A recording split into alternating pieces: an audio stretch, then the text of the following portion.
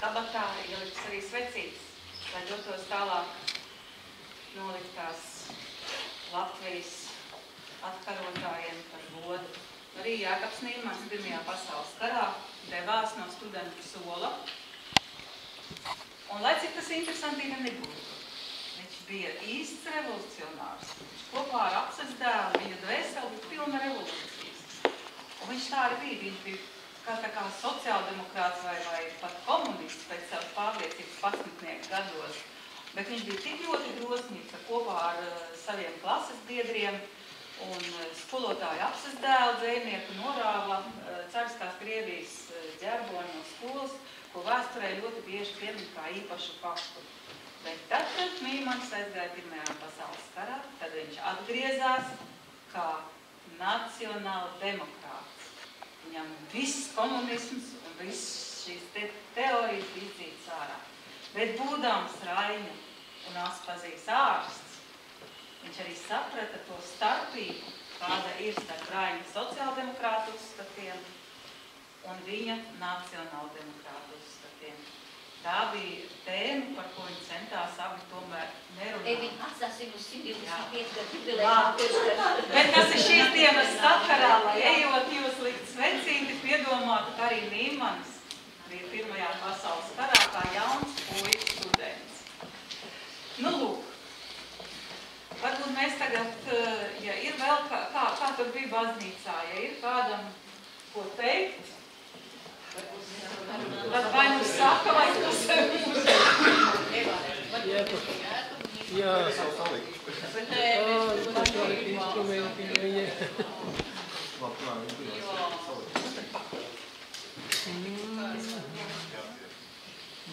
Es vienkārši nevarēju iedalīties savās atmiņās arī, jo, kad man piedzima pirmā meitiņa, ja, arī negāja ar veselību un ar ārstiem nevarēja tikt nekādā skaidrībā. Un 74. gadā viņa man piedzima, kaut kur, man liekas, vēl nebija gadiņš viņai, kad es aizvedu viņu izmisumā pie ārsta uz Majoriem. Un tad es sajūtu to patieso, kādai jābūt ārsta attieksmei, kad jārunā ar cilvēku, jābūt diskusijai, ja? Nevis tikai jāatbalsta zāļu bizness. Un man ļoti viņš palīdzēja, viņš noteica diētu, izskaidroja visu, ja? Un iemācīja, kā bērnam, protams, arī sev, pārbaudīt, vai aknas nav palielinātas.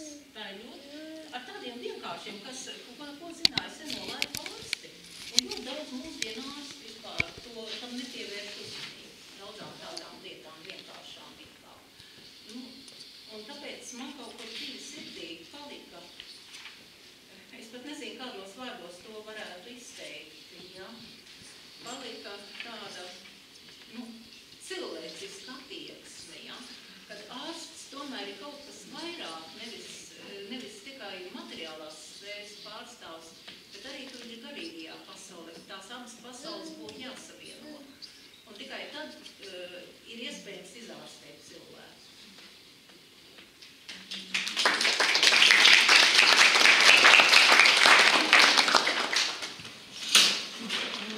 Sakārtošu notis.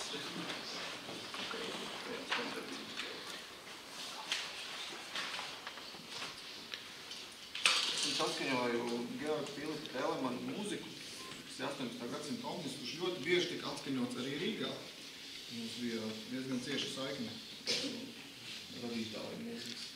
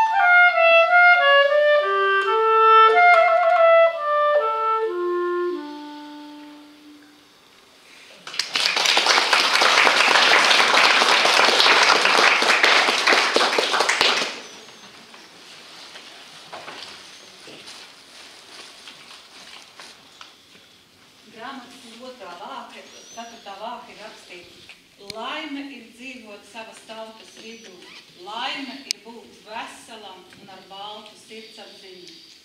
Nelaime ir būt slimam un dzīvot ārpus savas dzimtenes, kur būt smilšu graudiņam, smilšu jūrā. Laime ir dzimtenes gaiss, ko mēs ieelpojam, dzimtenes saule, kas mūs silda, dzimtenes dienišķā maize, ko mēs baudām. Paldies visiem, un tur ir mazs dienišķais dzimtenes cienests, un lai jums ir liels prieks lasot grāmatu, lai jums ir argumentācija daudzās grūtās dialoga situācijās, kad vajag pārliecināt, cik svarīgs mums ir latviskums, Latvija un tas, ka mēs esam latvieši. Paldies!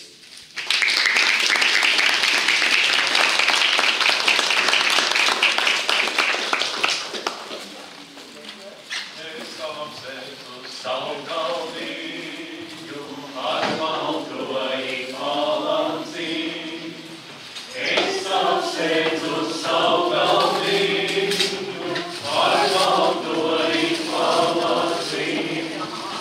Apsveic Dieviņu manu sēnu ar sudraba meiteni. Apsveic Dieviņu manu sēnu ar sudraba meiteni. Galvīgā viņš ir Kristūri, visi četri vajadzīvi. Galvīgā viņš ir Kristūri, visi četri vajadzīvi. Uz pirmāji saule lēsa, uz otrāji norietē. Uz pirmāji saule lēca, uz otrāji norietēs, uz trešāji laima sēta, uz ceturtā mīļamā, uz trešāji laima sēta, uz ceturtā mīļamā. Metīja viņi zelta krustu, pār šo visu izstāvīja. Metīja viņi